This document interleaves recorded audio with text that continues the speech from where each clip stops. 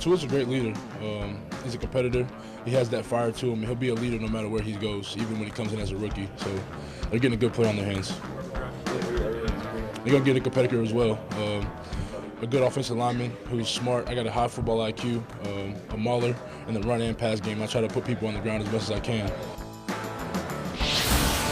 That's Jedrick Wills just moments ago at the podium, fresh off the podium. Here he is with us at the Scouting Combine in Indianapolis. Jedrick Wills, Alabama offensive lineman, self-described mauler. When you say mauler, give me an idea of what you can do that is going to cause you to go out and be a mauler on the NFL gridiron. I like to be a dominant player, something that I take pride in. And the run and pass game, like I mentioned, is something that you got to be in all aspects of the game. Just trying to get in people's faces, get my hands inside, and take them as far as I can to the sideline or wherever I can take them. Do you prefer run blocking or pass blocking? Man, I feel like it just depends. There's certain times in the game where you have to run the clock out and you're running the football. The defense knows you're running the football. It's something that you have to kind of boss up and be like, all right, now it's time to take over the game. And then you have times like third down where you got to protect to who knows how long. So just depends on the moment of the game, I guess. You were praising Tua Tagovailoa. We had him with us at the Super Bowl. I think he's great. I think he's a great kid. He's got a great personality. He's got a great natural energy. Right. And it just seems like he's every bit as good as advertised. Man, he is. He's a really good person. Even when people see him like off the field, that show he puts on is not a show. It's something that's really him. He comes from good roots. He has a great family, and he's just an all-around great person. Give me your best Nick Saban story. Oh, man. He's a jokester. That's what a lot of people don't see. They see him being grumpy and yelling at the media.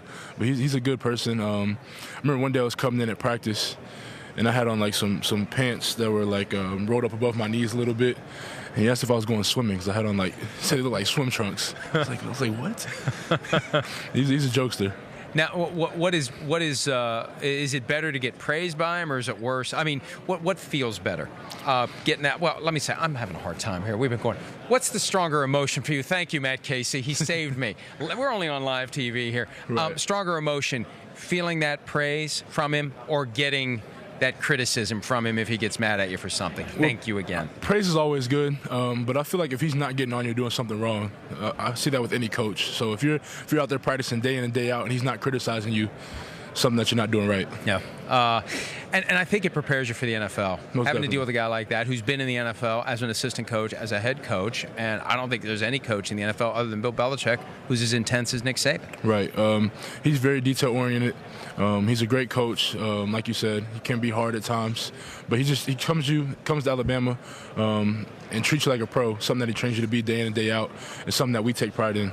Now, I heard that you had a formal interview with the Broncos, and you were starstruck by one of the individuals who was in the room. Right. I walked in and saw John Elway and his whole staff, and it was crazy, like, growing up, seeing him, just being the GM for the Broncos, and then a long time ago being that quarterback. It was just like, wow, I'm really here right now. And let me tell you, I have a feeling, Jedrick, that he liked that a lot because he's told us in the past that he's been doing this so long and been removed from the field for so long. There are guys who don't know who John Elway is when they come in. Yeah. So he's got to love it when somebody comes in and says, wow, here's John Elway. Right. Definitely try to greet him with, how you doing, Mr. Elway?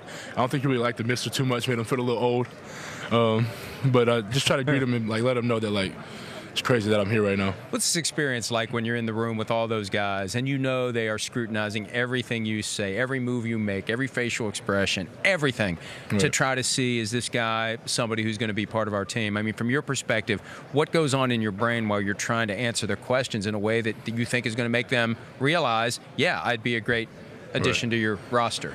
When I come in, I really just try to be me, try to be honest, try to be personable, and just let them know that they're getting everything that they see. Really try to just let them know that I have a high football IQ. I can kind of pick things apart, restate things back to them, explain who I am without being too scared or not having the confidence that I need. How many interviews have you had so far?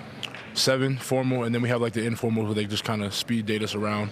And then I have a full schedule ahead of me coming up. Yeah, doing all the workouts? Yes, sir. I plan to. Everybody cares about how fast guys run 40 yards without right, pads on. What's your target? I'm trying to run a sub-5. Just trying to go out there and show that I'm a freakish athlete. Have you ever run 40 yards on a football field? Maybe for a touchdown celebration. Yeah. Maybe not timing you when you do that, though. Right, yeah. Maybe on a screen or chasing the ball down, try to lead block. Really just in the moment of the game, you don't realize that you're just out there playing. We may not have highlights of you running down to celebrate a touchdown, but we do have some highlights of Jedrick Wills doing some of his mauling that we talked about earlier. Check it out. Oh man, that is, yeah. Oh, he took it in the face and then down on the ground. That's way back in high school when you were sufficiently dominant to get the folks at Alabama's attention. But yes, impressive. Here we go. There's a little pass blocking and. Oh, man.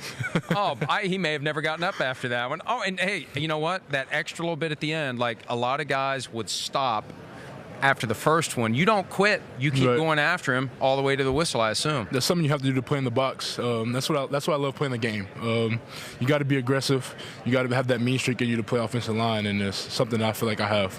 How do you turn it on and off? Because I know that's one of the challenges for football players, that when it's time to go, you almost transform into someone else, but you have to know to set that aside when it's time to go be a normal human being. Right. I feel like as a human being, that's not my personality. I'm not like a super aggressive person. Some people would describe me as a teddy bear. I guess it is what it is. But when it's time to go, it's time to go. Yeah. Well, it's great. It's great to see those highlights. It's great to see what you've done at Alabama. It's going to be great to see what you do in the National Football League.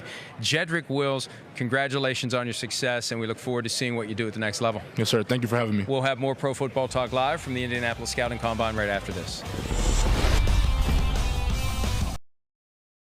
Hi, I'm Mike Tirico, and thanks for watching. Make sure to hit subscribe for the latest news and highlights from NBC Sports.